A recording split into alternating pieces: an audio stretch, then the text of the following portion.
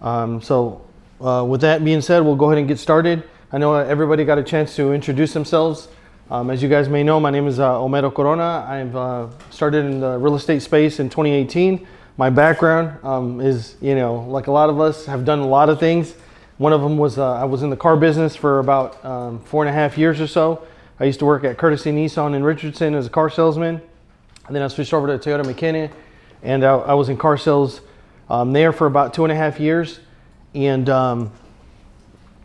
the one thing that, when I started in the car business is I always knew that, as we have a saying is you're only as good as your last sale, right? We got to constantly keep selling, and you may have had a great month, in December, but then January 1st, guess what? You got to do it all over, right? And there was no sort of residual, and I just knew that that's not something that I wanted to do long term. Even though you can make good money, my first year in the car business, I made, well over 6 figures. And ever since then, I was making 6 figures in the car business, but I became a slave. There would be times where I literally, may see my son for a few minutes in the morning. And then by the time I got home, he was already asleep, right? And I knew I didn't want to do that long term. And one thing that, has always stuck with me is find a way to make money even while you're sleeping, and you're going to have some freedom, right? Some time freedom, financial freedom. And that's what really got me on the path of being in real estate. Is I wanted to create something where I can really build passive income, build wealth, and be in a position where I can do whatever it is that we wanted to do. The note business has definitely been a big part of that. I apologize for the miscommunication. If somebody, we originally are supposed to have our meeting here at this office, this venue, which we will have coming up in January. So we'll have another event there. These are the offices at District 121, right off of 121 in Alma.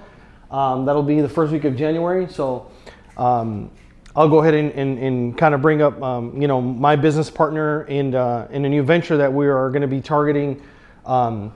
Land acquisition and note origination. We're going to focus on a lot of doing a lot bigger deals, right? Because one thing that I've found out is sometimes it takes similar amount of effort to make $5,000 or $10,000 on a deal than making $100,000, $200,000, $500,000 on a deal, right? So that's something that we've been focused on, and as we were mentioning, the power of networking will propel you and will do things that you never thought you could do because of the people you're able to meet. And that's something that I've been fortunate enough is being around groups of people that are a lot smarter than me, that are doing a lot better than me. And I just trying to catch onto their coattail and just trying to learn as much as I can and be a sponge.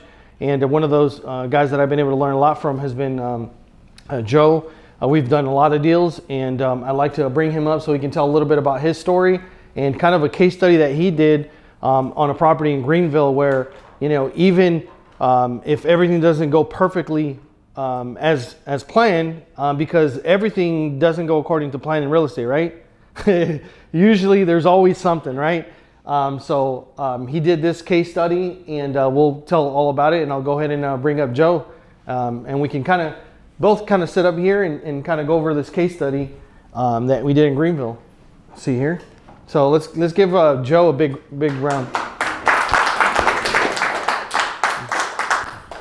I haven't done anything yet. So one thing you guys will notice about Joe is he's very humble. He's very, very intelligent. He's actually an engineer, and he's been doing that for a long time. I know he's much smarter than I am in so many things. And that's the good thing about, networking is, right, we kind of all find a way that we can bounce ideas, and we all have different strengths. So this is a deal where Joe said, you know what, I want to start getting a little bit more involved. And this was a deal that we did, was it about 1.5 years, 2 years ago? Yeah, it sold last August. Sold last August. Yeah, 15 months ago. Do you want to share a little bit about, kind of who is Joe, what do you do, and... Yeah, next slide does that. Okay, there we go. Oh, there we go. Here's it. Okay. So we're going to go ahead and get started with the Greenville case study and kind of talk about, what transition. So this kind of goes into who are we, right? And where have we gathered our information? Myself, I'm a real estate agent as well. So I am an agent. As somebody was mentioning, Stephanie, I believe, investor first, agent second, right? I just kind of got it just to help me in my investment. But every now and then I have some friends and family that I help buy and sell properties, right? As I mentioned earlier, I'm the co-founder of Real Estate Hecho Fácil, where we have about 200,000 followers on the different media platforms, where we focus on helping the Latin community help understand how they can get started in different aspects, whether it's fix and flips, whether it's rentals, whether it's notes, whether it's expanding their network through different contractors. So there's a lot of things that we've done there. We've helped a lot of families buy and sell houses. We wholesale. We're note investors, fix and flip, and we have a portfolio of about 10 plus properties. And I knew that it was crucial is to invest in our learning, right? And we spent tens of thousands of dollars on different groups, masterminds. And I don't know if you want to talk a little bit about that, but I know he just came from an event from a gentleman that's been in the real estate investment space for 60 plus years. That's right. Pete Fortunato. You may have heard of him. He's a legend. So, yeah, I'm pretty bright. Yeah. But I've found the older I get, the best successes in life come from surrounding yourself with people who are smarter than you. And that is so true. I spent 2 days in Florida at Pete's class, and I probably got 1% of what was said. Who lives in Frisco, David Phelps. He has been to that course 20 times, and I anticipate doing the same over the next 5 to 10 years. Anyway, just a smattering of events I've been to. I work hard at learning, and I also work hard at networking. And just as with intelligence, I'd like to surround myself with like-minded individuals, because you are the sum of the 5 people you spend the most time with. That's just what you become. So be careful of your associations. Maybe be a little bit snobby where needed.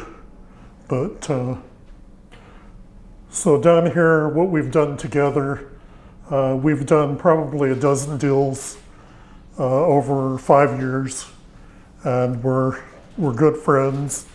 I think we could yell at each other and then go have a beer.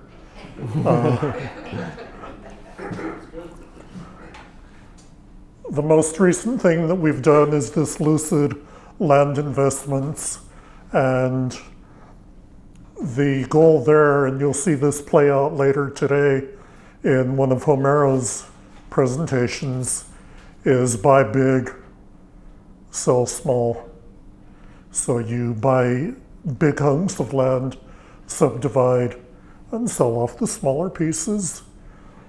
And hopefully the cost per acre is a lot bigger when you sell small. That's where you make your money. The whole pizza approach, right? Yes.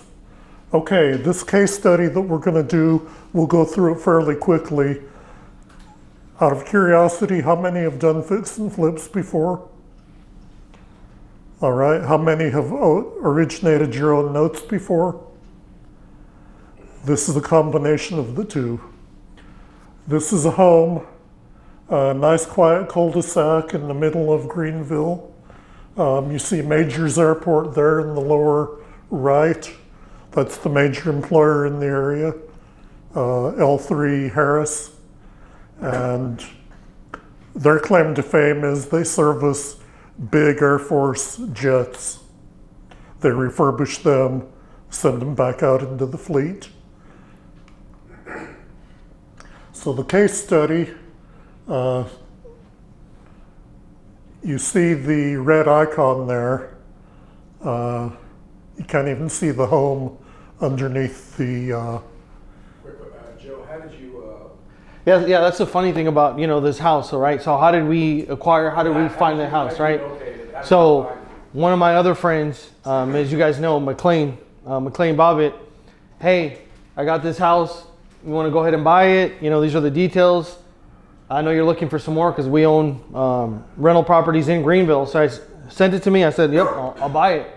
So what did I do? Hey, Joe, you want to lend on this deal, right? He's been a private lender for me on deals, and he brought, I brought it to the table, and he says, yeah, that's a good deal. And he had talked about, what? I'd like to start doing, being more involved and start doing my own fix and flip. So brought it to the table, and he said, yeah, I'll lend on it if you like, but I'd like to buy it if possible, and let me take a stab at it. And I said, you know what? We've done several deals together. You've lent on some deals. Go for it. So I handed it over to Joe to go ahead and do that, Yep. So part of the verbal deal that we had put in place 2 years ago was, hey, Omero, I'll give you cheap money as a hard money lender. In exchange, toss me a couple of good deals here and there. And it was very symbiotic and ultimately a friend of a friend. Yeah, because Joe had been buying notes, and he said, you know what better off than buying a note that I may not know the background story than originate my own notes that I know everything about the property, I know everything about the buyer. Right. And that's how it all worked out. Right. So we'll go into the next slide that talks about everything that was needed. We'll come back to that big tree a couple of times. It was a lot of work. What was the acquisition cost? I'll get to that in a couple of slides. Yeah. All right. So it really needed everything. You could tell there was foundation issues. There was cracked brick, an obvious sign. Inside, you couldn't really see a lot of cracks, but you suspected they were there. It had been vacant for 10 years. Full rehab. Full rehab. The plumbing, as you see there, cast iron. So it was pre-1970 before PVC came in. And keep in mind, Joe has a full-time job while doing all this. Right. This was actually my third rehab, but the first one where I was heavily partnered with Omero. You see the upper right picture there? That's actually a wire that had burned through. The other way. The wire had burned through inside the wall. That made me a little nervous. A lot of water damage around the windows, a lot of water damage around the bath and in the kitchen. So I said, all right, I want to strip all the sheetrock off the outside walls and all around the bath, all around the kitchen. I want to see what's going on.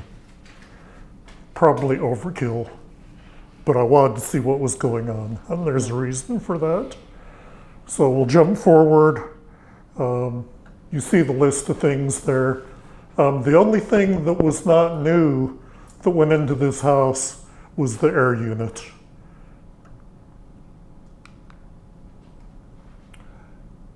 It was nice. It was a very nice home. Now, when I do a fix and flip, I want it to be sufficiently nice, sufficiently stable, that a few years from now, I haven't put that owner into the position of, do I pay the mortgage or do I do this major repair? So I was nervous about the air unit, but I was told it's a good unit, a good used unit, refurbished. All right, we'll do that.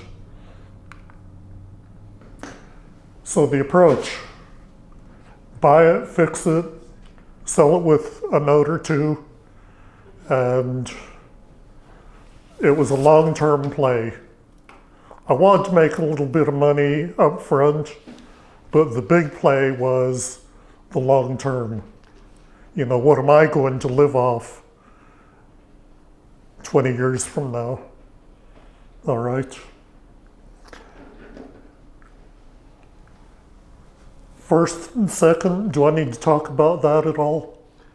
We can talk about it briefly, but yeah, on this deal, he originated and he created two notes.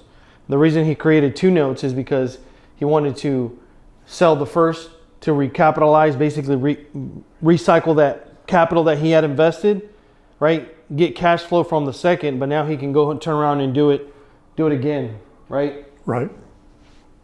And part of that play was maybe sell the whole first, maybe sell a partial on that first. And we'll get to kind of, what that looks like or what that is. All right. So the challenges we had, the biggest was that water damage. It was a little worse than I thought it was going to be. The fact that it had been vacant for 10 years, there were some hoops that we had to jump through with the city, with the utility companies. The fact that there were gas appliances in there really scared me. I didn't want to turn that gas on because I had no idea what was going to happen. All right. I had trouble with the plumber. Nobody's had problems with contractors, right?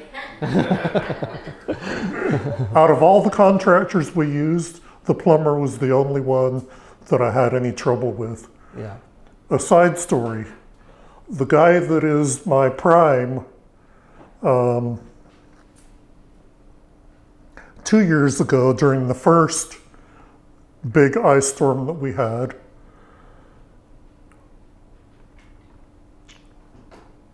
I was dumb enough to not realize what was coming. And it got to be a couple of days into this thing, and I pick up the phone and I call the prime, and I ask him, hey, is there any way your guys can get over to shut the water off in this one rehab? I mean, that was a freshman mistake, I learned. They'd already taken care of it before the storm on my behalf. Yeah. Unbeknownst to him, when I realized how bad the storm was, and these two events are totally unrelated, I realized his workers were going to be out of work for a week. I told him before this other conversation, I'm going to get $1,000 cash to give to you to cover your guys during this week off. The two just magically happened at the same time. We took care of each other. At the end of life, I have a definition of a friend.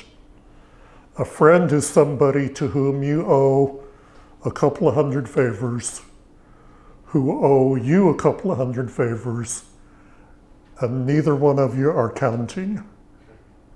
That's the relationship I want to have with the people I do deals with, from WG Title to the realtors, to the contractors, to the lenders.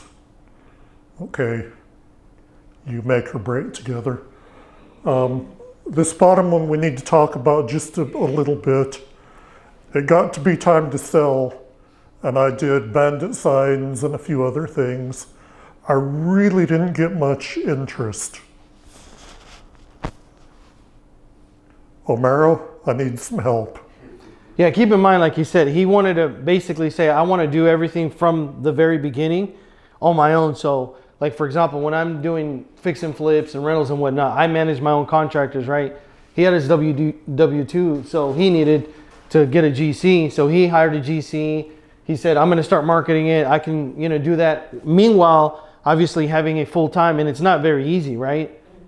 So he had reached out and he said, hey, you know what? I mean, I've had this property on the market for about, 30, 45, 60 days or whatever it was. I'm not really getting much interest other than, tire kickers, that we call them, right? Can you help me out? So who do we sell it to? A contractor who he's used. So my actually landscaper, his like, hey, he had told me a couple years ago, I'd really like to buy my first home. I've been in a mobile home for years. And one thing that you guys will notice that you get into the note space, the usually avatar of the owner finance buyer, typically you'll be surprised, as we all say, right? You know, especially in America, we're very quick to judge and say that guy that drives a 1980 or 1990 or 2000 pickup truck, you know, doesn't have very much cash in the bank, but this guy that just got a brand new BMW, he has all the money, right? And you'll be surprised. And he's like, yeah, I mean, I got about $30,000 and my trucks are paid off, my equipment's paid off. He has a landscaping company. You know, I want to buy my first home. And, you know, it was actually a powerful story because unfortunately, I actually showed him a home at some point. And at that time, his wife, for whatever reason, didn't like the area, but I showed him the property before I had renovated it. And sometimes that's kind of a mistake because some people can't see the vision, can't see past of like how something ugly is, but once you rehab it, it's just completely different. So anyways, he didn't want the property, and actually his wife had passed away. So he said, you know, I really want to push to really just get, you know, sell my mobile home, sell where I'm at. I want, you know, there's a lot of reasons why he wanted to, you know, get a house now more than ever. And he came over to my house one day, he's doing my yard. Joe calls me and he's like, hey, can you help me? And I tell the gentleman, I say, hey, I know that you want to owner finance. He's like, I don't have credit. I really don't have anything, but I got some cash and I can make my payment. You know, if somebody can give me an opportunity. And I said, I have a house and I'm in Nana, right? He's Collin County is his spot. And I'm not thinking like he's going to go to Greenville, right? So, but I tell him, I said, hey, my friend has a property, but it's in Greenville. It's like an hour away. Like, you probably won't be interested in that because, I mean, you know, you'd have to start your new business out there. Like, I mean, or you're going to drive an hour for all your clients. And he's like, where? He's like, send me the address. I want to go see it. Drives out there. I call Joe. I'm like, got a buyer. And that's how it all ended up working out, you know? So there's a bullet that's not on here. Remember I mentioned the tree? Well, during this time of rehab, there's a pretty big storm and the tree falls on the roof, does some damage, falls on the neighbor's garage, does a little bit of damage. Jump forward. This is what you were asking about. Okay, so pretty substantial. Pretty substantial. I had budgeted about 70K. I knew what I was getting into, but that damn tree probably cost me about 15K all on its own. And that tree's not there anymore. On the right, you see the terms of the notes. Yeah, I probably could have gotten a little bit higher interest rate. But again, I never want to put them in a position to do something that I don't believe they can afford. What's their payment, Joe? You have the payment up there? The two together are $14.30 a month. Is that comparable to rent in the area kind of thing? Yeah. I mean, Is it a fair deal? yeah, I mean, it's more than a fair deal for him, you know? I mean, that's something that you'll, you know when you really get to know Joe. I mean, he's very giving and he's always trying to find things that'll work out, not just in his favor, but both, you know, for both sides, right? And yeah, I mean, he probably could have charged, 10%, 10.5%, but 9%, was more than fair. He's still getting a very nice cash flow.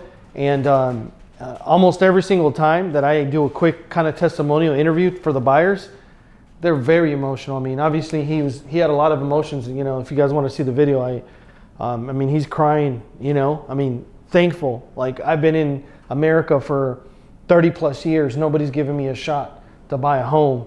You gave me a shot.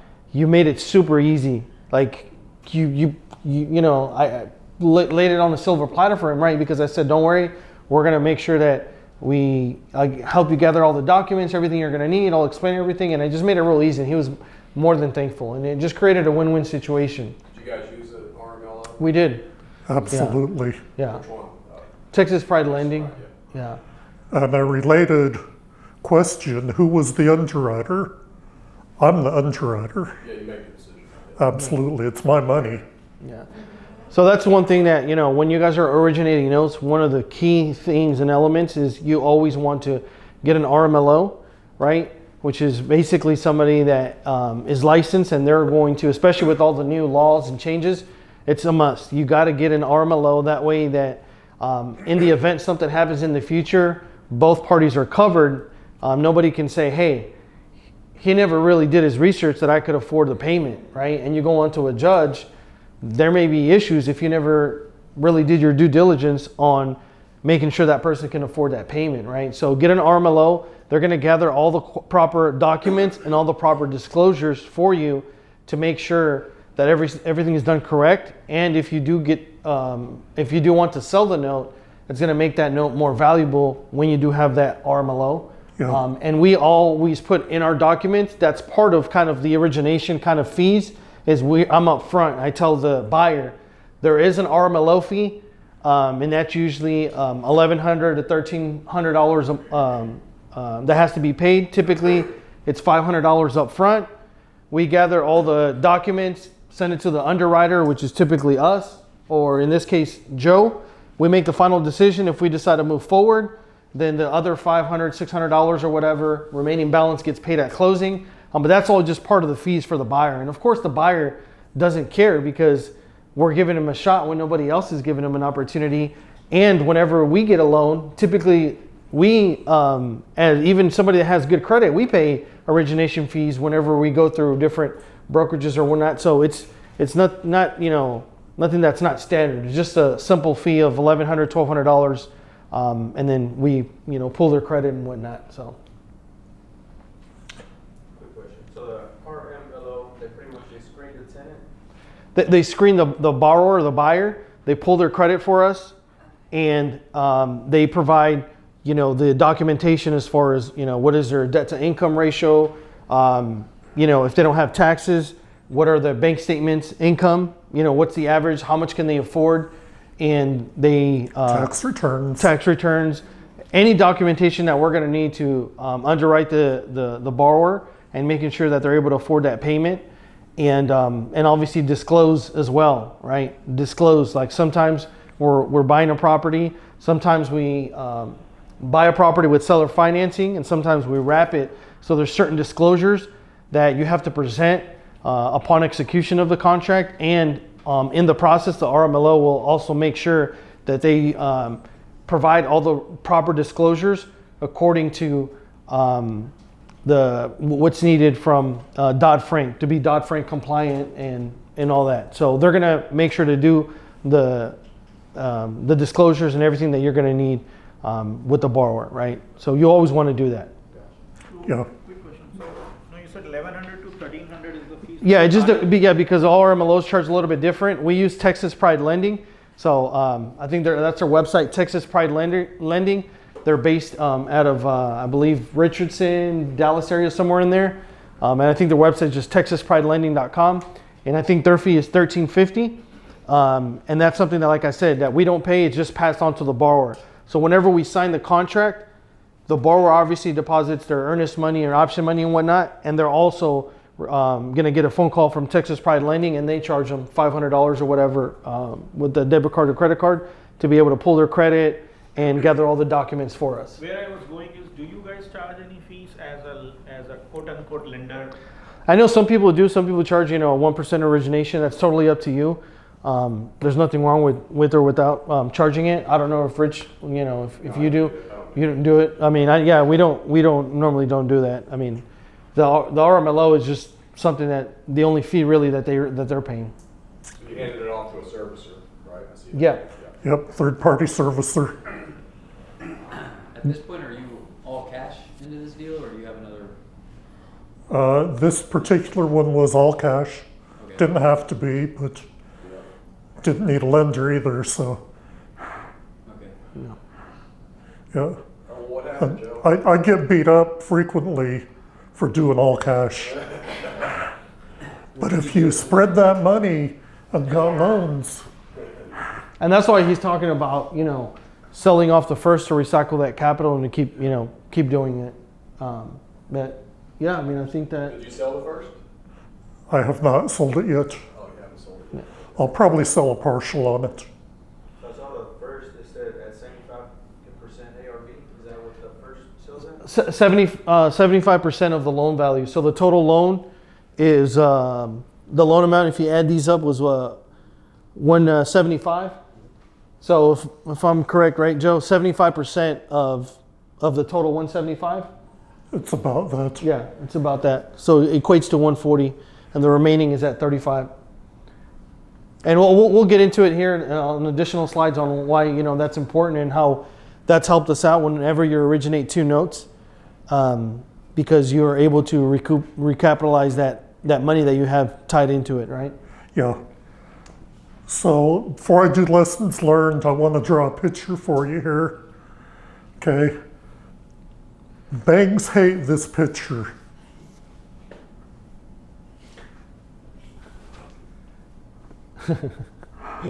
Banks will not give you a loan if that's what your income looks like.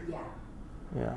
With private financing, you can look across the average, and if that's reasonable, then you can say yes or no to a loan. Bank would never ever do that. And let me ask That's where our power is. And let me ask you a question, Joe. How many times has that borrower paid late?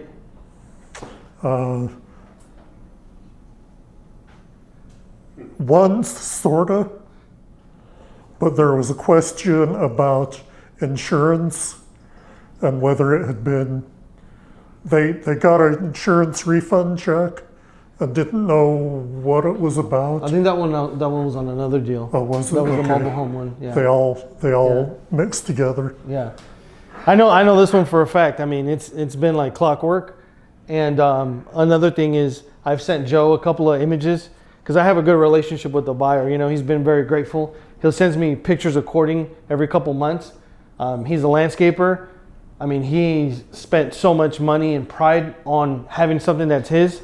So he put a patio, he put concrete pavers, he's done so much, and I've shown it to Joe. That borrower is not going anywhere, right? I mean, it's just different whenever you're originating these notes, because that's something that we always think, right? Well, what happens if they don't pay, right? I mean, this person, I'm giving him a shot when the bank's not giving him a shot. Well, I mean, there's probably a high likelihood that he may not pay.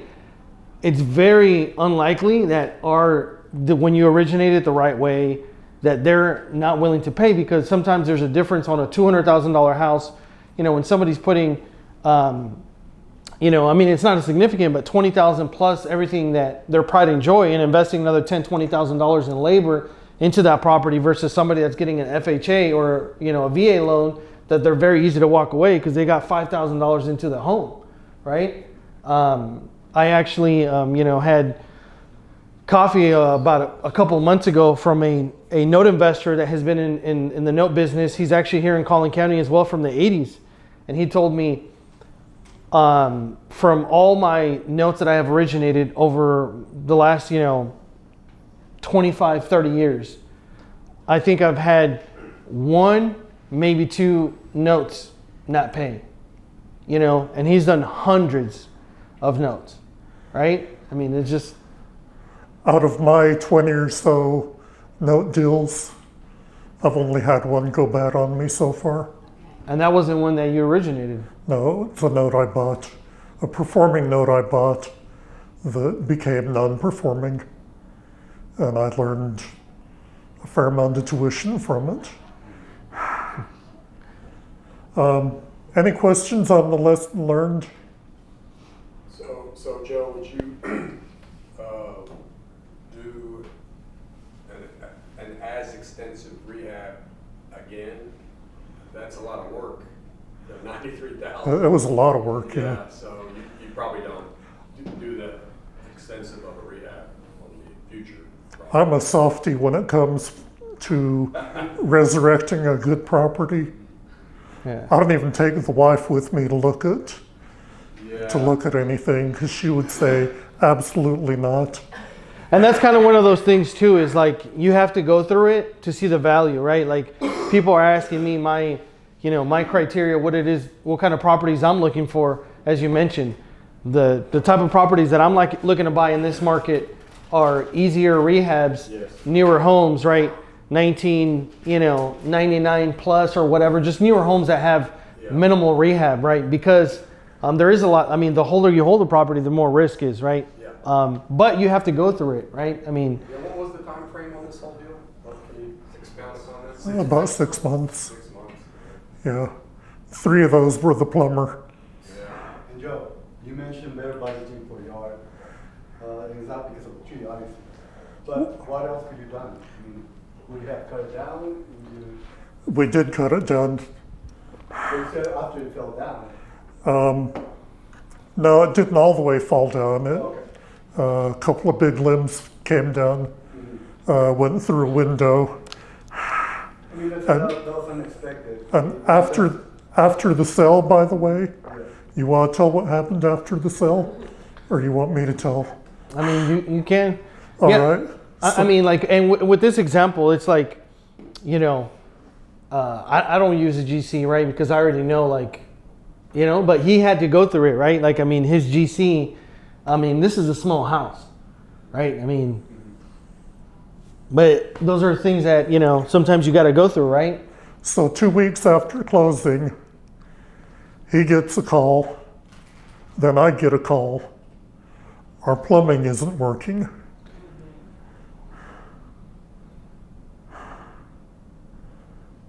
Crap. Bottom line is, the plumber had done all new plumbing out to where the roots of the tree began and didn't test the line thoroughly enough. So I paid for that. So there was an issue from basically the front of the house to the city, right? I mean, that was bad. Right, so I paid for that. It was about $3,000. I didn't have to do that, Yeah. but yes, I did. I mean, this is me we're talking about. I had to do that. Sleep good at night. Sleep good at night, right? Yeah, I mean, that's just how Joe is, I mean, he's just always, when something's always in question, he's always going to just do the right thing. And I mean, that definitely was something that, the plumber should have done, or at least recommended. I mean, like I said, I wasn't involved in the deal because Joe, hey, I want to do it all, and I'm like, okay, but you have to go through those things to sometimes to really value certain contractors and or, the value of a lighter rehab versus a full gut rehab, right? Like, and now you're looking at, maybe in another deal and you're like, my numbers got to be even better, right? If I'm going to be doing these types of deals. And we've all done them. I mean, I've done full rehabs, right? And when you're first getting started, sometimes you have no other choice and you're like, you know what? These are the opportunities that are getting presented. These are the opportunities that I'm finding. I'm just going to go ahead and do it. And I've done a lot of them too. But when you really pencil it out and say, yeah, you may make $80,000, but you got to look at it as Rich was mentioning, over what period of time.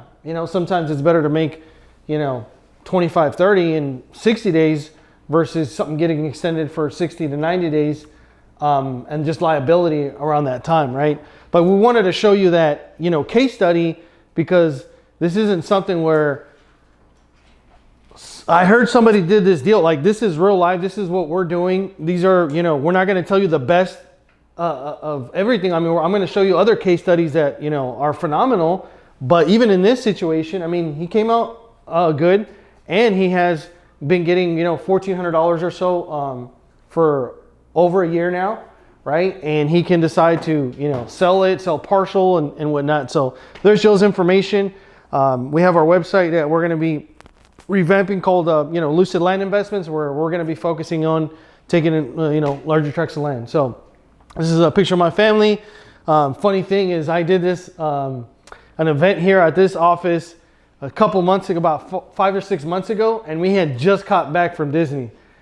And some of you guys that follow me, guess where I was? I literally just got back last night from Disney. It was my son Omar. It was his 10th birthday, so we were there, and that's the power of nut investing, right? It just gives you the freedom to do those things. We homeschool our son, And, you know, we were able to go for, you know, about a week or so.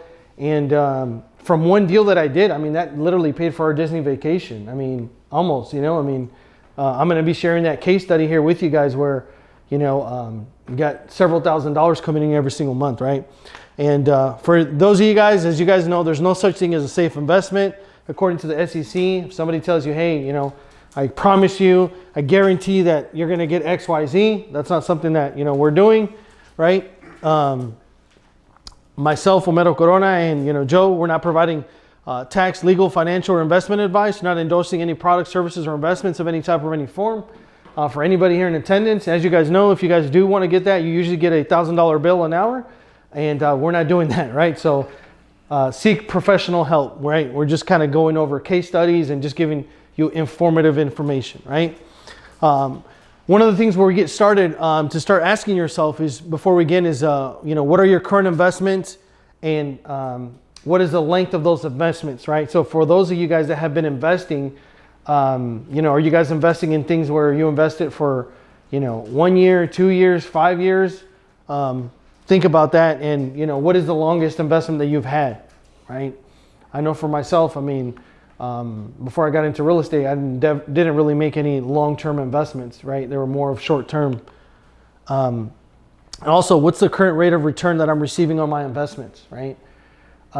This is very important to really ask yourself and really go through the homework of going through those numbers, right? I know sometimes you may have, you know, a money manager, or you might have your money, you know, in the market, and you may be thinking you're getting X, Y, Z, but when you really look at all the fees you're getting charged, it may not be that real number, right? You may be thinking you're getting a, you know, a crazy return, but when you calculate the fees, you're almost losing money, especially with inflation, right?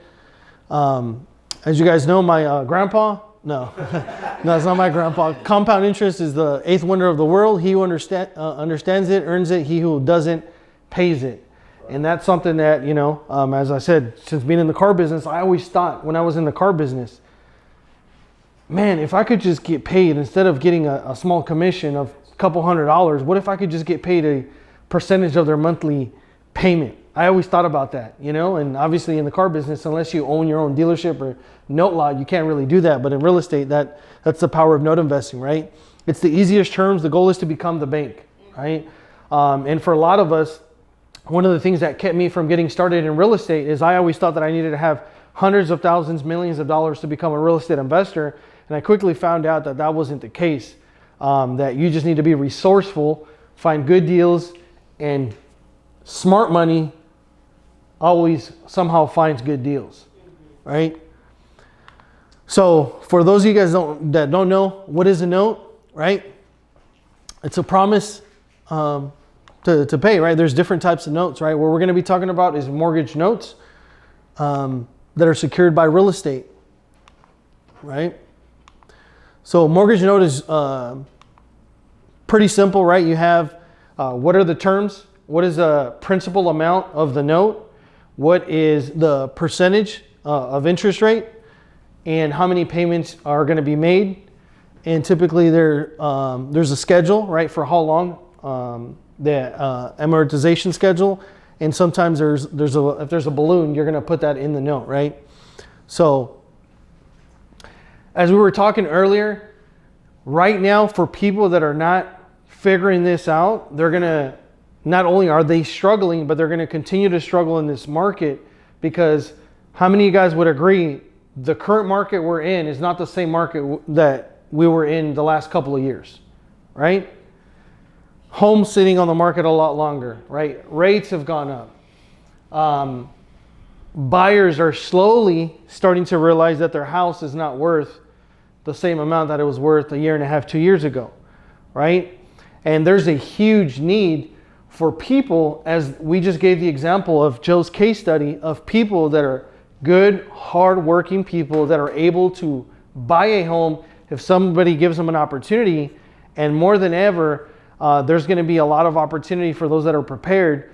For people, for whatever reason, sometimes they went through an unfortunate situation. Sometimes it was medical situation, right? That medical bills ruined their credit, or they went through something, they lost their job, they went through a divorce. There's so many situations where we have what we call penalty box buyers, where they fit just outside the normal bank box, and we can get them approved through our underwriting, because the most important thing for us is, number one, do they have the down payment and can they make the monthly payment? Those are the most important things for us. We don't care about, really anything else other than those are some of the most important things, right? So how does it work, right? So you got a home, and typically somebody goes to the bank and they ask for a loan. Hey, can I get a loan to buy this house, right? And unfortunately, some people, for whatever reason, aren't able to qualify, right? But sometimes the seller is willing and saying, you know what, I'll go ahead and sell you the home, right? And in the process, right, whenever you're purchasing a home, what happens? The buyer becomes the owner and he gets the deed, right, to the home. And then a mortgage note is created, right? Sometimes it's created directly to the bank that's going to lend them the money. And if the bank isn't involved, sometimes it's a seller and sometimes it's someone else, right? So in this example, right, the bank say, okay, I'm going to loan you the $300,000 for this house. You got to give me $10,000 down, or whatever the case may be. And the bank is going to hold the note, right?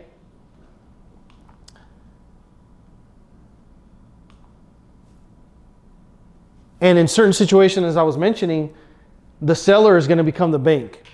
And I'm going to be going through some slides and giving you guys some information that may be a little bit eye-opening for you guys to realize that a lot of sellers are willing and capable to sell you their home and then financing it. What's one of the big reasons somebody would want to do that? Taxes. Tax purposes, right? I mean, if somebody had an investment property and they've owned it for 20 years, guess what kind of, what they're going to have to pay whenever they decide to sell that house that they bought for $25,000, 25, 30 years ago. They're going to have a huge capital gains tax, but if they're willing to sell it on terms and do an installment sale, there's typically a big benefit of doing that, right? The stock market, right? How many of you guys know somebody, or maybe you guys have money in the market and you're always catching yourself, whether it's at 8 a.m. or, noon, and then maybe after lunch, and then maybe after dinner, checking your phone or checking the market to see kind of what your money is doing, especially people right now in this current market, right? It's been an unstable market. It's just, as you guys see in the image, it's a roller coaster, right? Over the last 15 to 20 years, maybe your retirement account has felt like a roller coaster. In 2008, the market lost 37% in 1 year. What if you're in a situation where you're getting ready to retire, and all of a sudden, over the next couple of years, your accounts get significantly wiped out, or lose 10%, 20%, 30%, right? In 2020, the stock market lost 28%, and some wonder, is a larger crash coming, right? I mean, there's a lot of uncertainty in the market, right? Here's a few interesting charts, and we're going to see how these apply to you, right? How big is the seller financing space? As you guys can see, $27.3 billion volume in 2021 alone. You guys can see that it grew over from 2009 to 2014, 2015, and then what happened basically from 2016 to 2020, 2021. What happened with rates? Rates had gone down significantly, right? But one thing that we're starting to notice is there's a lot more seller financing, happening, and especially if you're in Texas. So these are the top states with seller carryback across the U.S. You'll notice, what's number one? Texas, right? I mean, we're in the number one market for seller financing. Number two is California, and then you can see throughout the U.S. But Texas is huge. I mean, as Joe had mentioned in one of our closings, I don't know if you guys saw that video. We did a video with the family. The family was mentioning where there was some sort of insurance issue. That family was very emotional as well, and they were grateful. And Joe said, it's only fitting that the contractors that build our homes are able to afford a home, right?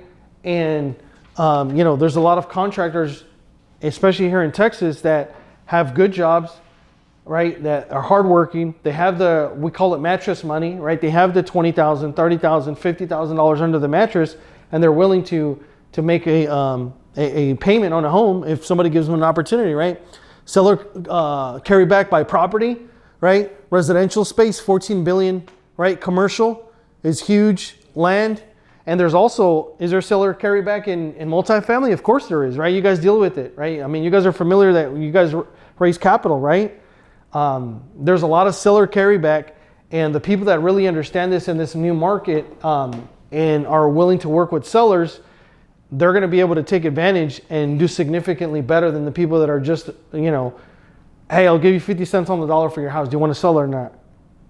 And that's your only, exit strategy. But if you're able to really capitalize and get seller financing, you're going to do really, really good, right? So here's something that's pretty interesting, right? Who owns all the single family rentals? 80% of single family rentals are owned by mom and pop investors, what they call them, which are people that have 1 to 9 single family rentals, right? You may have thought that there's huge, institutions and companies that own the majority of the market, but mom and pop investors, 80% of the market. What does that tell you?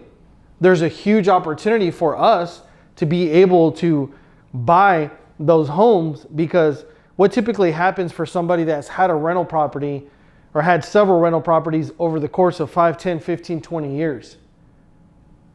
Sometimes they're tired, right? That's why they call them tired landlords, because they get beat up, right? If it's not one thing, it's the other, right? What are some things that we've been fighting for over the last couple of years for the people that have been landlords? Property taxes. I mean, how much have property taxes have gone up in the last 5 years here in North Texas? Significantly. And another thing that people really aren't talking about that is a big issue and big concern for landlords is insurance. People are getting premiums of double and triple for insurance. I know some companies out of Florida are even pulling out of that market. Whole insurance companies aren't even insuring some properties, condominiums, and so many issues, right? So there's a lot of things that as landlords that we've been battling, right? Property insurance, property taxes, and they're just tired. They're just like, you know what? Why did they buy the rental property in the first place? I mean, it's a little bit different, but typically they wanted some sort of cash flow, right? Here's a big one. Yeah. Eviction law. Eviction law, that's right. It's changing. It's been changing. I mean, what happened during COVID? Yeah, it's bad if you're a landlord. It was really bad. And it's like, wait a minute. I give this person the opportunity. I have to pay property taxes every single month. I have to pay insurance. And you're telling me that I have to keep these people in here for free? Because, I mean, what if I have a mortgage, right? I don't care. You got, so those things are changing, right? So there's going to be a huge opportunity. So, how does this apply to you, right? If you've, had your money in the market and, there's people, unfortunately, that this is happening to again, right? I mean, that they felt the best thing that they could do was put their money in the market. They don't know any better. And it's better we found out, right, for us, we feel comfortable getting a consistent, we know what we're going to get. Whenever you have a rental property, sometimes you do really well, but especially right now, how hard is it to cash flow? It's very hard to cash flow. And if you're like, you know what, I'm going to buy it, and I know I'm only going to cash flow $400 a month from a single family, I'm okay with that. What happens when the AC goes out? Right. Yeah. My cash flow is gone. I thought I was going to make $5,000 and it's all gone, right? So cash flow has been getting harder and harder to come by, right? So for us, we like steady and consistent. I know I'm going to get $800 a month on my note, like clockwork, every single month, right? I don't have to worry about, was there a plumbing issue, right? I don't have to worry about, was there, property taxes raised 20%. So $25,000 at 10% interest for 230 months over 20 years, you can see, what that'll do over time, right? For those of you guys that really are wanting to get into real estate or the note investing space, this book I highly recommend. You guys can buy it on Amazon. I don't know if you read this one, Rich. It's How to Become the How-To Book on Buying Paper for Cash Flow. Invest in Debt by Napier is the author's name. Napier. Phenomenal, easy read book that'll help you understand the value, the time value of money, right? How important it is to get started. Jimmy Napier? Yeah. Mhm. Will you hold that up one Yeah, more yeah. time? Come on. Yeah, and you know, kudos to you for mentoring and helping your son get started at such an early age.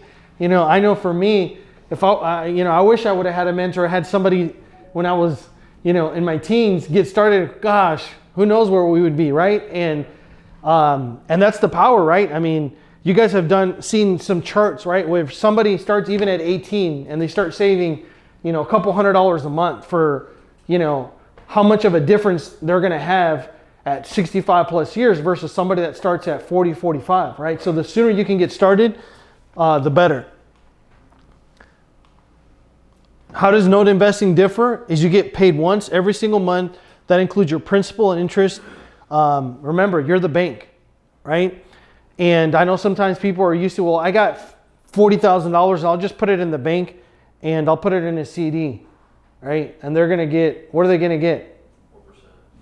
Yeah, I mean, not much, I mean, with note, you're going to get significantly, it's going to increase over time.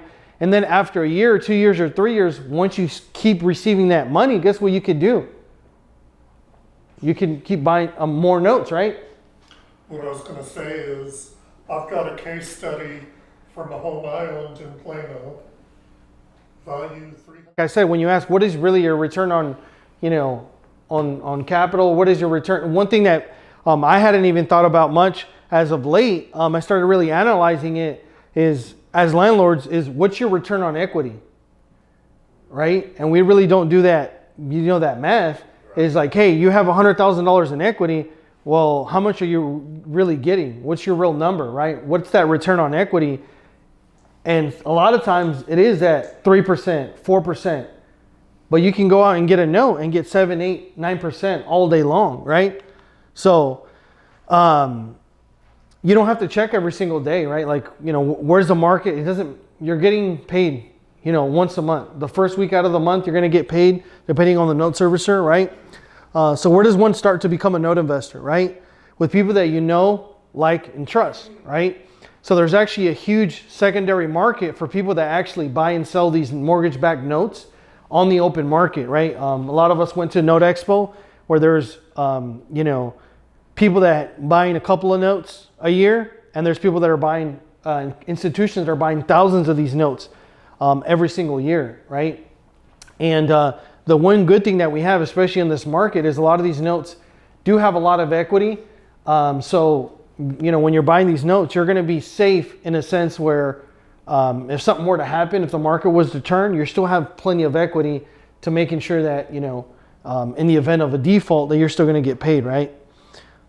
It's very important, as Joe was saying, people that who we are, like what you're investing in, and trust who you are dealing with, right? Getting educated is the number one priority, right? Some of you guys may say, you know what? I'm ready. I want to buy my first note. More than likely, you're going to go to somebody that's already in your network, that you've maybe seen a couple of times, right? That if something happens, that Joe, the right thing is always going to get done. If there's any issues, we're going to resolve them, right? It's not somebody that doesn't have experience in being a landlord, doesn't have experience managing contractors.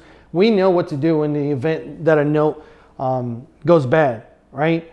But like I was mentioning earlier, it's very, very rare for some of these originated notes that we originate go bad. One of the things that I heard at Note Expo that made 100% sense was a well underwritten note is halfway collected. And I was like, wow, that's good. It's true, right? If you're underwriting and doing your proper structuring on, the borrower and on the collateral and on the notes and paperwork, if you're doing it properly, as I was mentioning, it's very unlikely for the note to go bad. And just like I was mentioning, the gentleman that I sat down with that has been in the note business since the 80s, he actually is seller financing my home that I live in, my personal home residence in Anna on 10 acres.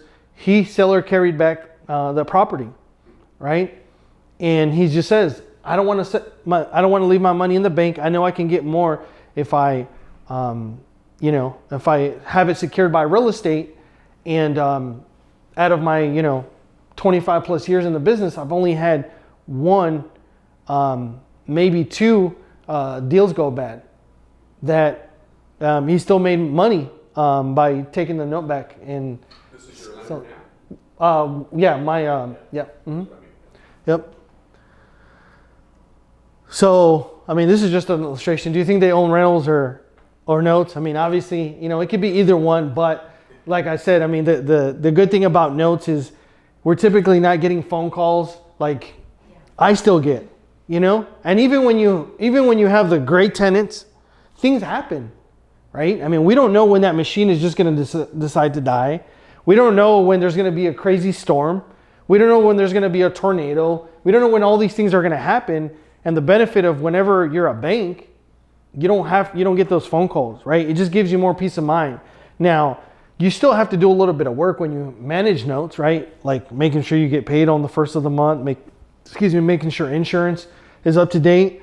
But it's a lot less, right? There's actually a video that kind of illustrates, notes versus rentals, and does that exact thing that compares. We have notes, right? What do you pay for notes? There's really just a servicing fee, which is $25, $30 or so, depending on the note servicer. But when you have rentals, what do you have? Sometimes you got property management that's going to take 10% off the top. Then you have everything else that with rentals, right? You got taxes, you got insurance, you got so many things. HOA, right? I know you love those HOAs, guys. So, right? Hey, somebody left a trash can on your property. Hey, there's a limb. Hey, grass is not cut, and their HOA office grass is here. I mean, it's not fun, right? So, case study. Where's that video at? I can pull it up if you guys want to see it. Let me see. Well, as long as they can get to it. Yeah, so I'll send you guys a link to it. But yeah, it's a good video for you guys to show not only yourselves but investors, and they'll start really, obviously saying, well, yeah, that makes sense. We got to worry about taxes, you got to worry about rentals, and they basically breaks down a $100,000 property, what you're gonna get if you have it as a rental, right, on your monthly payment of $1,000, and what you're gonna get on a note, right? Even at paying a servicing fee of $25, you're gonna get $1,000 minus $25, yeah. Servicing fee is like people that collect the payment? Yeah, that's the collective payments. Because that's a big question that we get is, hey, I know I'm not going to have to worry about rentals, but now I'm going to have to worry about collecting money. No. Another part of our agreement up front with the borrower, along with the RMLO fee, is we say you're going to pay for the monthly servicing fee of, like I said, depends on the servicer. There's a lot of servicer out there. $25 to $35 is typically a normal fee. And they're in charge of doing everything that needs to get done as far as collecting escrow, making sure there's escrow, getting your property taxes paid, getting insurance paid. If there's ever a situation where insurance isn't paid for, they put a forced place insurance in there.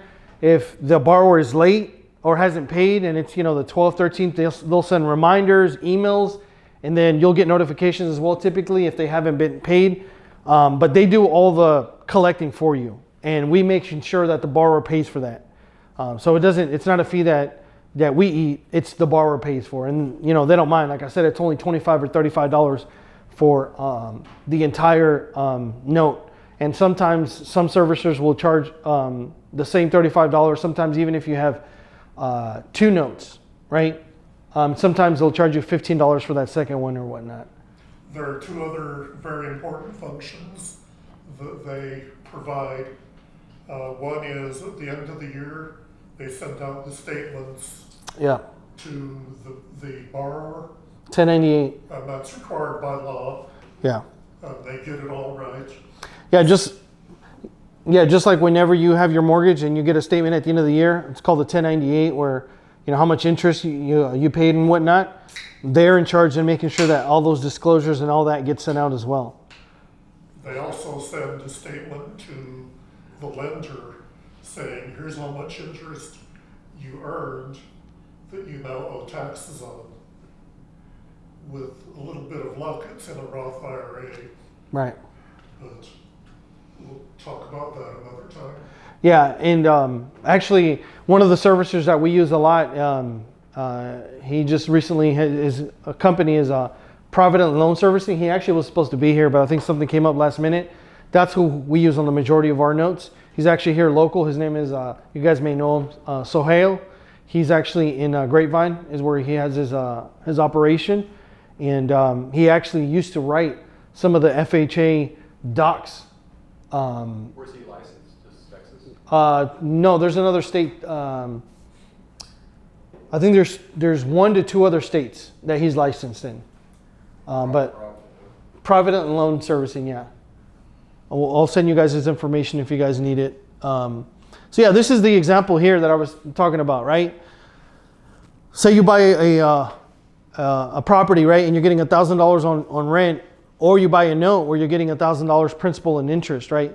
Typically, even a servicer, let's say that charges $50 a month, this is what you're going to get, $950. That's your net. That's what you're getting every single month. But when you have a rental, you have management fee, which is typically 10%, right? You have a servicer, there's no servicer, but then you have to account for vacancies, right? You have to account for property taxes, insurance, and then maintenance. So you maybe think you're getting $1,000, but when you really break it down, you may be getting $600, $700 compared to a note. You're getting $950 every single month, right? And you just, start building it like a snowball effect, right? You get one note and you get another one, and you just start growing it. You can avoid tenants and toilets with note investing, right? You pay a service provider to collect the payments, $35 to $50 a month. But as I mentioned, whenever you are originating the notes, you put it up as a fee to be able to provide the seller financing, as the borrower is going to pay for that, right? I know what you're thinking. What if they stop paying on the note, right? If a home is valued at $67,000 and you have invested $36,000 in a first lien position on the property, how likely is it that you're going to get money if you need to foreclose in North Texas, for example, right? I mean, gentleman here was mentioning he buys properties at the courthouse steps, right? And I mean, would you have any issue if a home is valued for $67,000? Would you have any issue paying $36,000, $40,000 for it? No. I mean, your money's secure, and that's the reason why you can go to any bank and say, hey man, I'm excited. I just went to this seminar that it's this crypto. I know it's big. Can I get $100,000 to invest in crypto? Oh man. All right. Well, I'm going to invest $100,000 in the stock market. Can I get $100,000? What are they going to say? Hey, I got I got an opportunity to buy a house that's worth $150,000. Can I get $100,000? Yeah. Give me $10,000 and we'll do the loan for you, right? That's why, because it's secured by collateral. They're secured by a hard asset, and that's the benefit of note investing, right? And that's why people are willing to lend us their capital, because they know that it's secured by real estate, especially in one of the best markets in the United States, which is Texas, right? I mean, I was just reading that that crazy Universal resort is going to be open, I think 2026. Yeah. Mid 2026, right? The Universal Studio, that's just probably going to be about 25 minutes from here or so. I mean, there's just so many huge companies moving to North Texas. It just keeps growing, right? It's like, I had moved out to Anna in 2016. There was nothing out there. Not even Walmart was out there when I moved in 2016, right? And they just opened Texas Roadhouse. I mean, they're opening up a Home Depot next year. I mean, there's just so many growth in all these small cities all over DFW, right? And then, active, right? Do you want to be an active or passive, right? Active is like, I want to be like Joe. I want to manage the contractors, the GC, the plumber, But if you don't want to do all that and I just want to be passive, then you just maybe want to purchase a couple notes from somebody that already did all that work, right? Due diligence, right? So you do have to do due diligence, obviously, like any other investment in real estate, right? One of the most important things is the home valuation, right? What are the average rents? What are the average comps, right? In that market, you got to understand that and know that. And if you're not working with anybody, you're not an agent yourself, then obviously, as you see here, there's a room filled of agents, brokers, people that are willing to help you out to making sure that you know the real value of that property, right? Also, you got to understand what percentage is rented versus owner occupied versus vacant in that area. I mean, if you're looking to let's say originate a node or land on a node or something in an area where there's a lot of vacancies, there's a lot of crime, I mean, that might not be something that you may want to do, right? Because there may be a lot of situations you may run into because of crime, because of vacancy. So you definitely want to look at crime, right? Demographics, school ratings, the industries that are around there. I know your case study you were talking about, you're in Greenville, L3, right? I mean, one of my tenants works for L3 and worked for L3, amazing tenant. Matter of fact, he actually just moved out. He was there for, I believe, 3 years and paid like clockwork and maintained the home like it was his, right? Because it was in a good area, right? That's something else that's important, right? Get self-directed, right? Invest in tax deferred or tax free. That's one thing that Joe has understood for several years, right? And some of you guys may understand that instead of just doing it all through your normal business accounts, you can set it up through a Roth IRA or some sort of IRA, traditional IRA, where you're able to invest and buy those notes where they're going to be either tax free or tax deferred, right? There's a lot of different ones. There's a lot of events that I recommend for you guys to attend, like Quest Trust IRA. They do a lot of free events. Matter of fact, we're probably going to be doing an event with them talking about notes, and they really help you set up your IRA accounts, right? You can help set up a health savings account, educational savings account. And the one thing that I will tell you guys, if you guys are have your own company, for us, we have an S corporation where I'm an employee out of my company and my wife is an employee, and we even have some of these added accounts, even for us. You don't have to work at a regular W-2. You can set it up yourself.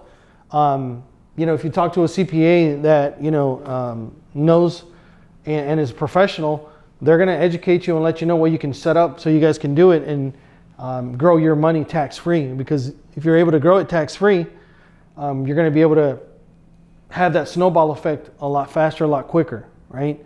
So, I mean, I know you guys understand that very well. Multifamily and commercial, right? Where there's a lot of tax advantages on getting involved on a $3, $4, $5, $10, $15 million dollar deal is because there's a lot of tax advantages, right?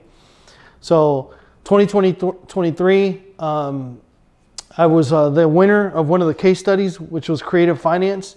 As you guys can see, that's Joe Varnador and Eddie Speed. Eddie Speed has been in the business since, I think 85. Since 85. A year before I was born. So he's been in it for a while. And that's, just kind of to share with you guys, that's who we're learning from, right? Not just, Eddie and Pete Fortunato, these legends in this business that have been doing it for so many years, that have done billions of dollars in transactions personally, not, personally bought and sold notes. So they know this business very well. So at this recent event, I actually won a case study, and I'm going to be going over the case study that I won and kind of how it ended up working out. So our overall game plan for myself and Joe with Lucid Land Investments is, buy big, subdivide, sell smaller, right? Assumptions, right? The whole pizza approach. If you're able to buy, you can buy a pizza for whatever, right? $15, right? But if you want to buy by the slice, you're going to pay a lot more. It's the whole watermelon example as well, right? You can slice up the watermelon and you're going to get a lot more than just trying to sell the whole watermelon as a whole. And that's something that creates a big opportunity with land that we're going to start focusing more on, right? So in this case study, this is a 16-acre tract that I reached out to the seller. He had inherited, he had inherited the farm that he grew up on. His dad had passed away. His dad was actually an investor. The funny thing is his dad was an investor, and his sister said, you know, I want the rental properties, and and the brother said, I don't care about the rental properties. You can have the rental properties. There was about 5 or 6. I just want the farm that I grew up in. So they agreed, and he kept the farm. It was a 65-acre ranch. Last year, he sold 40 of those acres on the retail market with an agent, and he got, I don't remember exactly what he got, but he got about $18,000 an acre. And he got paid out, right? He sold it, he got cash, and he got over $500,000 for those 40 acres. And what do you think he did with it? Bought a boat. Exactly. He went out, he actually bought a triple wide. He bought a triple wide, you know, mobile home. He bought an RV. He bought a few toys, right? And the money was gone. So I reached out to him because he still had 25 acres. And I said, hey, I'd like to, you know, buy your 25 acres. He said, yeah, I'd probably sell them. You know, what are you thinking? So we started the conversation, right? And as soon as I started talking to him and getting comfortable, building rapport, I'm like, okay, I think we're going to make a deal out of this one. So what ended up happening is I was able to buy him. He said, I just sold my acreage for $18,000 an acre. I want $18,000 an acre. No problem, $18,000 an acre. This is in Whitewright. Looking at the market, I'm like, man, you could probably sell it for, you know, 25 to 35 in that area that I was looking at. That's a deal. So I agreed to $18,000 an acre, and I knew that I could sell it for a little bit more. But the powerful part was not just really the acreage, it was the terms that I was able to agree with him. Because I told him, I had, you know, as he was showing me around his farm, I was seeing like, he bought the RV, he bought the triple wide, he bought all this. He's out of money. And if he gets paid in cash again, guess what he's going to do? He's probably going to spend it again on a boat, right?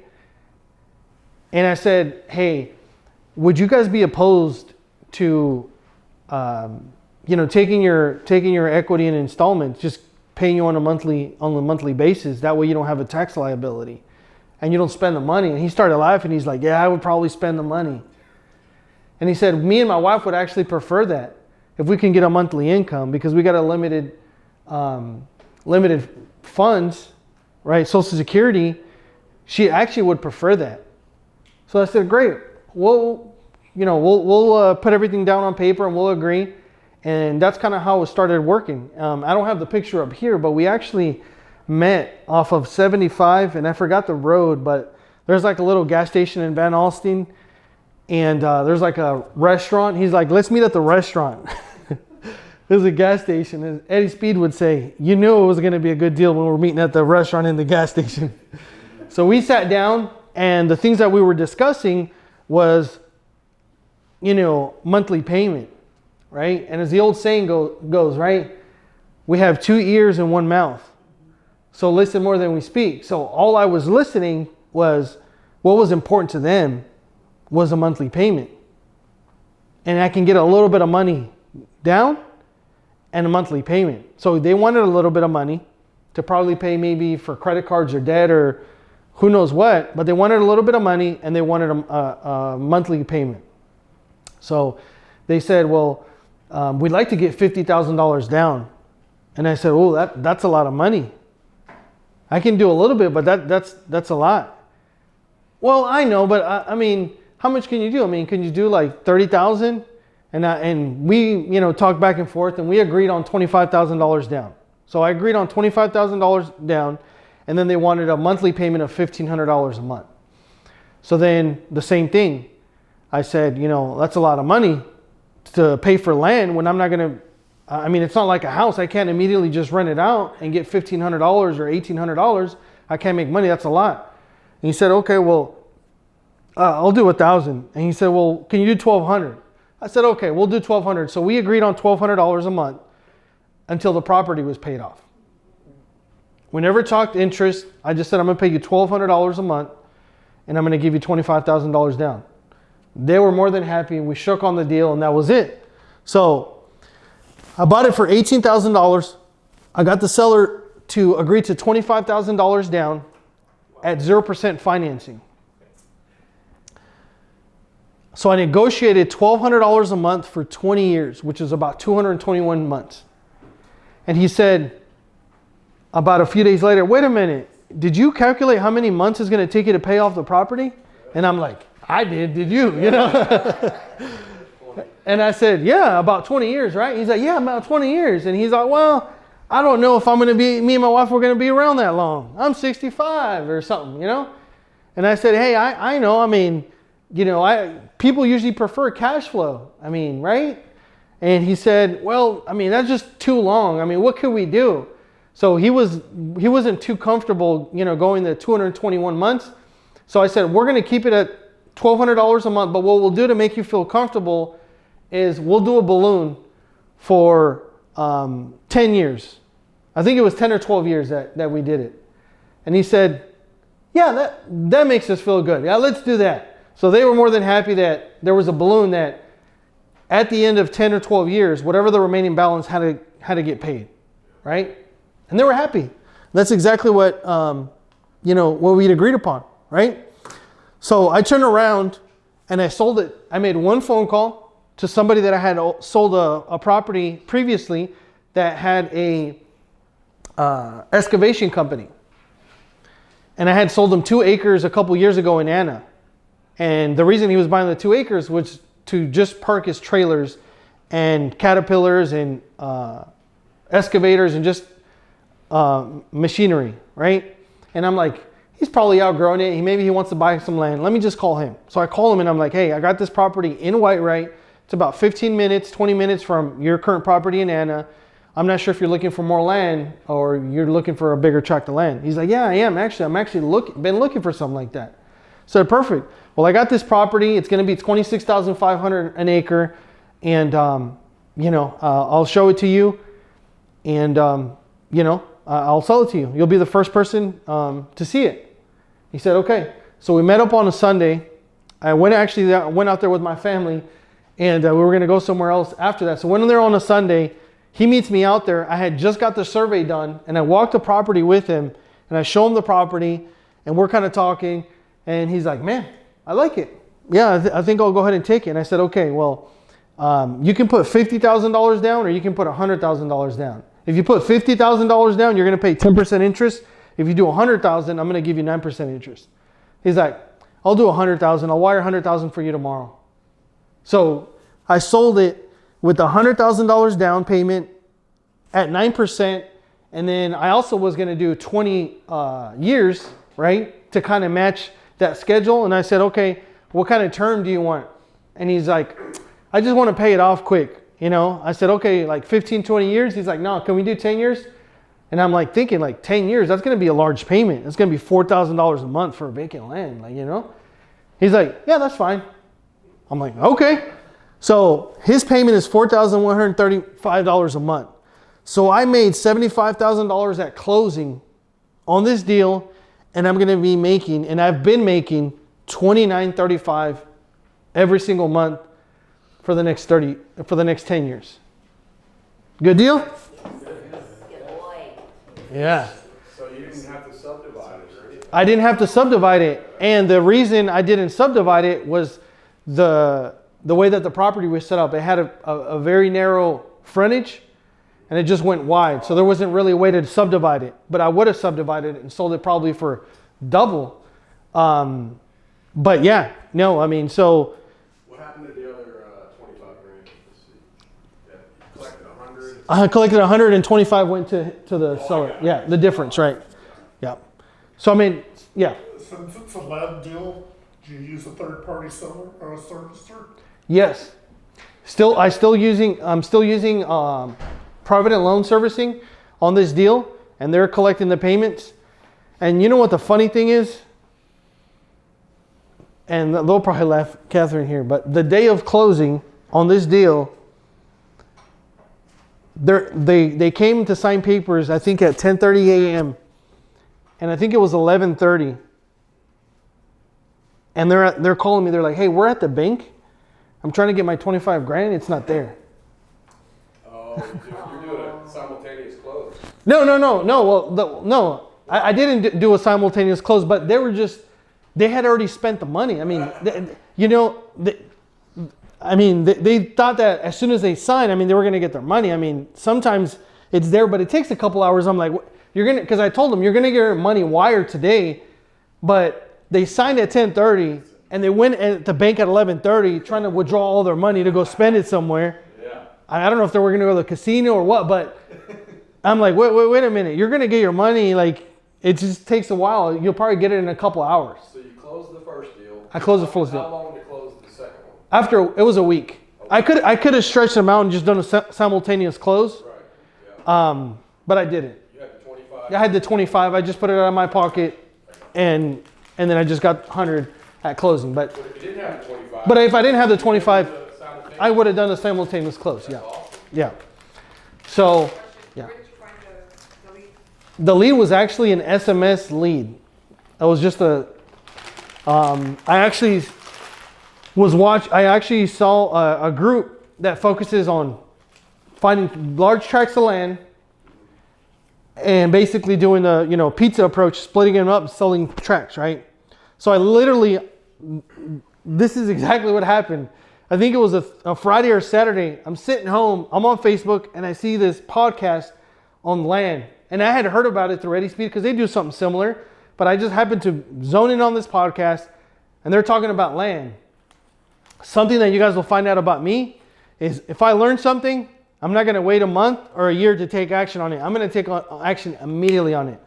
So I saw it. I got motivated. I went to Batch, which is a platform that I used to send text messages. I went on there and I went to PropStream, and I think I spent like $100 finding a list of land in my area. I sent a campaign and I sent like 100 text messages, right? And out of the 100 text messages, one of the leads actually happened to be this deal. And one thing that I left out at the case study at Node Expo is when I sent this campaign, the gentleman that actually replied actually started out and said, "Yeah, I'll sell you my land, but I'd like to see you perform on my mother-in-law's house first in McKinney. Would you be interested?" I said, "Yeah." So I actually bought their mother-in-law's house first before I bought this land. And that deal was an amazing deal as well. So that deal, they're like, my mother-in-law just moved into her triple wide. She's been in that house since the 70s. She's 85 years old. She can't be at home by herself. She lives with us. She's just going to sell the property. Would you be interested? I said, sure. We actually went to the property. You guys have probably seen pictures on my Facebook. There was a cemetery behind it. And as I'm messaging the gentleman, he's like, my daughter-in-law works at the county. We already know the tax value. We're not going to take anything less than $55,000. Tax value. And I'm like, great. Show up to the house. Yeah, this is nice. This is basically a tear down or a complete remodel. So what are you guys hoping to get? What do you guys, 55,000? And I'm like, all right. I mean, I could probably do 50,000. They're like, no, we want 55,000. I'm like, all right, we'll do 55,000. So I bought their house for 55,000. Another gentleman from Note School lent me the 55,000 to buy the property. And my wife was freaking out. She's like, you're buying a house next to a cemetery? You're crazy. Nobody's going to want to buy it, this and that. I'm like, this is a home run. Trust me. So I bought it. And after the first couple of messages, he actually thought like you know, before actually we seen the house, he thought I was I was gonna scam him or something. He said, my son said that you're probably a scam artist. You're not even, you know, somebody legit. Hey, I understand that you may feel that way, because he was asking me like what company I was with, and I usually don't say that until I feel comfortable with them, right? So one thing that you guys will learn as well that's important is to always, as much as you can, do testimonial videos with the sellers right after you close, right? Hey, what is the process like? What was your experience working with us? So as soon as he told me, you're a scam artist, I sent him a video of one of our testimonials of our sellers that was very happy with us, right? Immediately he apologized. I'm so sorry. I don't know what I was thinking. Yeah, let's go ahead and move forward. Let's go, you know, look at the house, and the rest was history. So that house in McKinney, I bought for $55,000. I was going to tear it down and build that new house, but I decided that, you know, with this market and what I was doing, I said, no, I'm probably going to make almost just as much just by selling it as is right now. So I actually sold it to a repeat person that bought for me without doing a single thing. I sold it, I think a month later for $175,000. Yeah. Just off market, yeah. Okay. Yeah. So between these deals, as we you know, we like to say, Took action with the, I took action. fostering. I took action. Yeah. You know, I got motivated. I say, hey, you know, why? Because as I was mentioning, it takes similar amount of energy to make a $10,000 deal than a $100,000 deal, right? But when you're looking at assets that are $100,000, sometimes it's hard to make $100,000 on that type of asset. But if you're looking at multifamily, commercial, or land that's, you know, $1,500,000, it's a lot easier to make those type of numbers work. So, yeah. So good case study, right? Sales price. So this is another case study on this is actually a note that I bought. This was the details on the home. So the people had sold their homestead, so they had over $100,000 in cash towards their next payment, but they had bad credit. So this was a small home out in East Texas by Texarkana. They bought their house for $185,000, and as you can see there, they put $90,000 as a down payment. So the remaining loan balance was $95K, right? And they were paying 8% for 360 months. So their loan amount was $95,000. So what is the loan to value? It's like 50%, right? Investment to value, same thing. It's like 50%, right? So they had made just 2 payments, and this is what their monthly payment was, $697 a month. A very affordable payment, right? So number one, they put a large down payment. Number two, they have a very low affordable monthly payment. And number three, the asset, you know, is worth $185,000. Is there risk in this note? I mean, very, very little. I mean, so those are the loan to value, 51%. Original note, 30 years. They made 2 payments. They had 358 payments left. So I don't know if I put the details on this one, but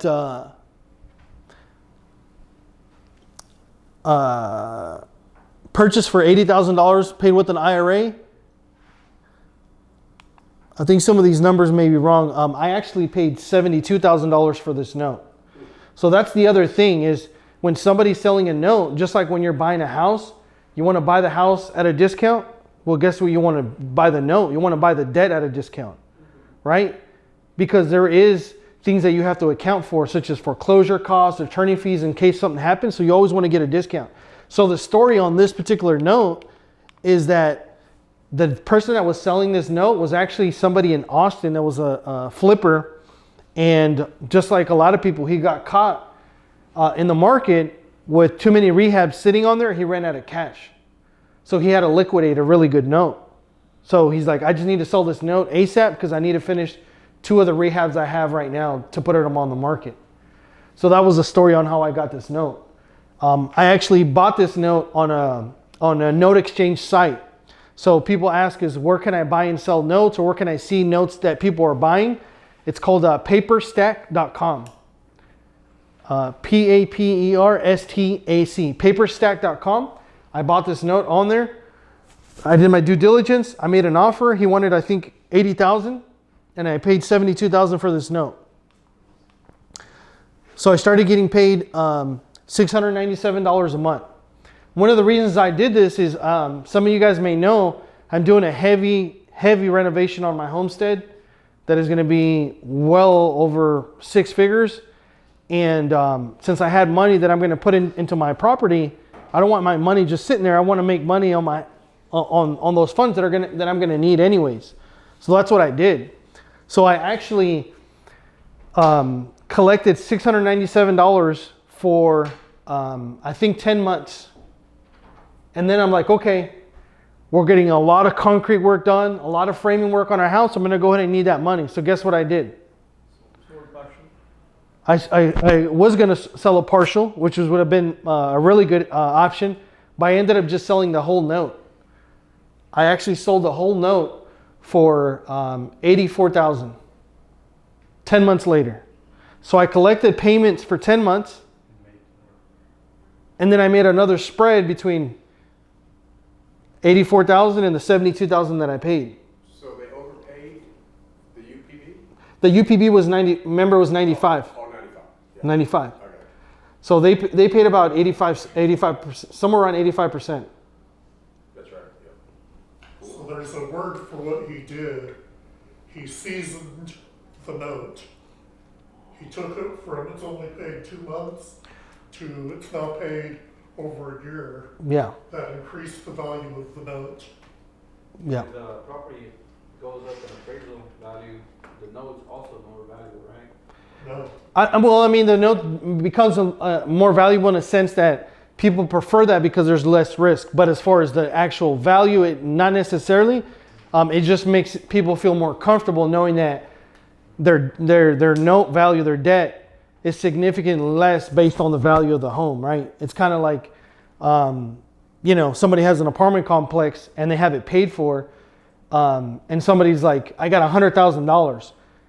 Would I put this $100,000 on this multifamily property that's worth $1 million? Or would I put this $100,000 on this home that's worth 120, right? Which one's going to be more safe, right? It's just the same thing with that, right? There's a bigger spread and it just makes people feel more comfortable. So the good thing about the note business is that for those of you guys that, that are saying, well, I need to make money right now, you can make money brokering notes, right? Basically making what they call fee income, right? Or you might find somebody that's wanting to sell a note, a seller, and he's like, man, I have medical bills. I don't want to deal with this anymore. I don't want to get $800 a month. I just want to get cashed out. I want to get $50,000. And then you go over here and you're like, hey, I know you've been wanting to get a note. I got a good note at 8%, and he's willing to pay $60,000, right? You just make $10,000 spread. Homero, Yeah. what was your yield? You bought that pretty good. Yeah. What was your yield when you bought it? I don't remember the exact, but it was really good. It was way. Yeah, it was way up there. Teens. Yeah, in the teens. Yeah, in the teens. Yeah. Good job. Yeah.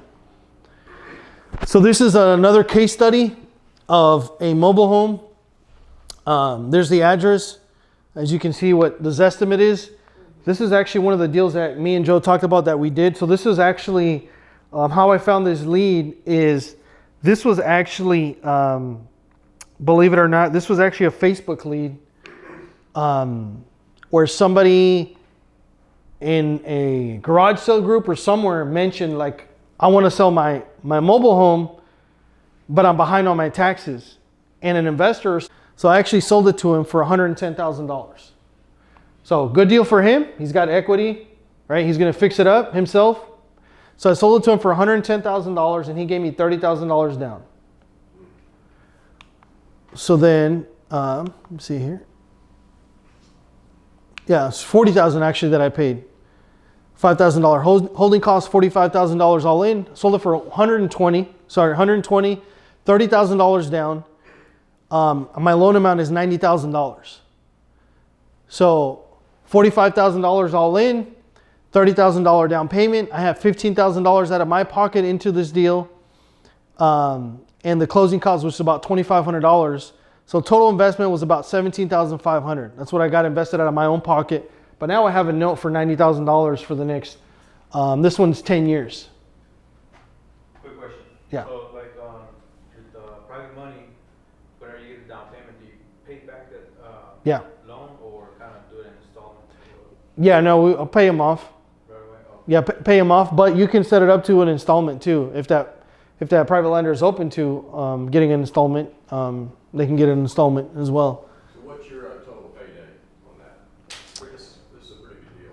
Yeah, this one's going to be 136,000 between the payment, 136,000 total payments plus the $30,000 down. So this one's going to be 166. That's a home run. $166,000. And you know what the crazy thing is? When I got started in the business, I would have just been like, I'm a wholesaler. I just need a wholesaler. I'm going to make $20,000 today, $30,000 today. But you got to shift your mind on building wealth and saying, you know, I don't want $30,000 today. I want to make $100,000 over the next several years. And that's really what's going to start shifting and changing, because think about it. $1,100 a month from this note, $3,000 from the note that I just showed you. I mean, when you start building that over time, and you know, as recently Eddie Speed interviewed me, he's like, my father-in-law told me once, he's like, when you can take care of all your expenses at the beginning of the year, then you can really focus on making money. And it's true. I mean, like, you just start thinking at a different, you know, different way when you're like, my cash flow is taking care of my basic needs, right? I have my mortgage paid for, I have my car payment paid for, things of that nature. So, I mean, that's just the power of note investing, right? Let's see here. Yeah, so I mean, the gentleman actually fixed up the mobile home really nice. So, I mean, the home value is $200,000 on that mobile home, right? There's a note balance of $90,000. The interest rate's 9%. Monthly payment is $1,140 a month. The loan to value is super low. It's 45% for 120 months. They made 15 payments. I got 105 payments left. You know, what's the ROI? Enough, right? I mean, I can turn around and say, you know what? I want $50,000. And I can sell a partial, right, of the note and give them 8% or 9%. And then when those payments get made after the $50,000 that we'd agreed upon, because I could say he's going to get 8%. So what a partial is, it means that you're selling a number of payments. So in this example, let's say I have 105 payments left. So if I were to sell somebody a partial at 8%, that means, I'll tell you how many payments that would be. 11, Probably 6 years. right around 60 months. You're probably right. Yes.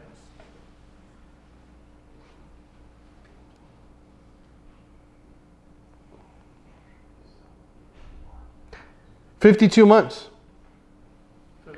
Yeah, 52 months. So that How much would they pay for that? 50,000.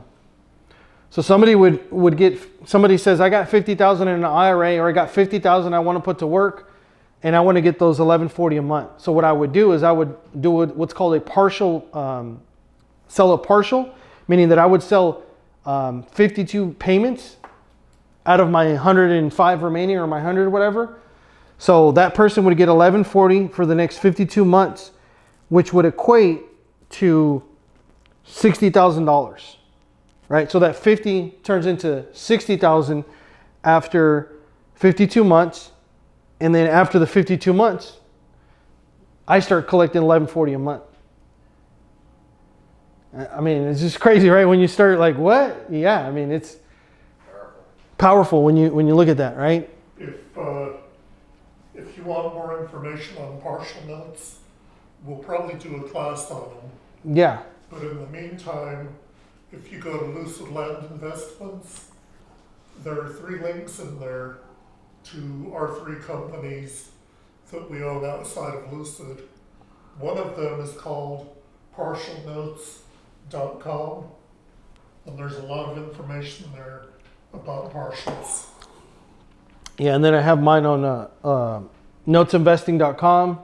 there's just a lot of really good resources. I have a small YouTube channel where I've done a couple of videos too, explaining some of the case studies. There's actually another case study on my YouTube that I didn't even go over. And I think it has like 5,000, 6,000 views on another mobile home where we did 2 notes where I sold the first one to cash out my private lender. And then I have the second one where I've been getting paid every single month I'm going to get it for 30 years, right? So, I mean, and I mean, it's nothing crazy, but it's, you know, I think it's $326 a month that I'm getting for the next 30 years. I mean, it's just powerful, right? And I mean, the crazy thing when you really, once you set it up, right? There's no headaches, no tenants, no toilets, all while you're doing whatever it is that you're doing, right? Which for my son and my wife, they love Disney World. So, I mean, as you guys know, it's not cheap, but so.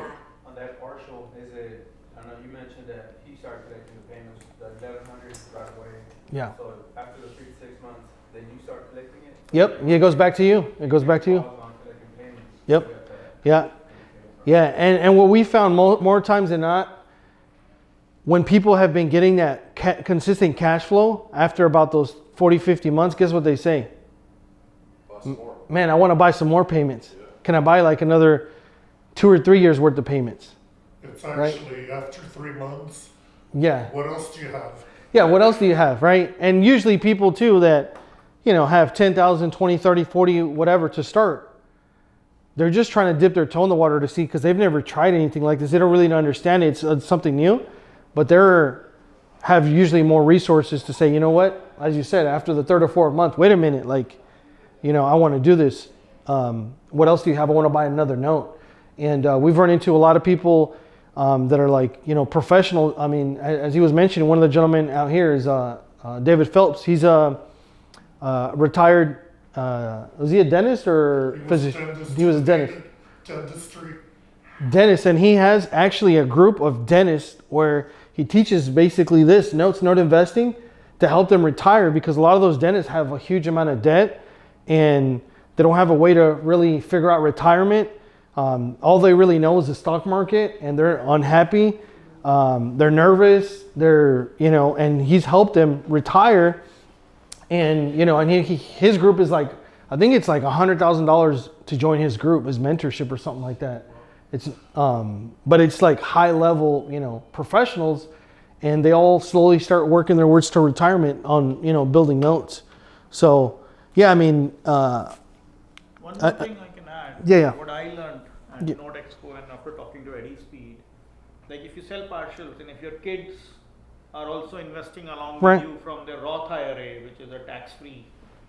So, you know, partials, you can get it in your account. I mean, after the partial is done, he starts collecting payments, and if his son was investing from a Roth IRA, right.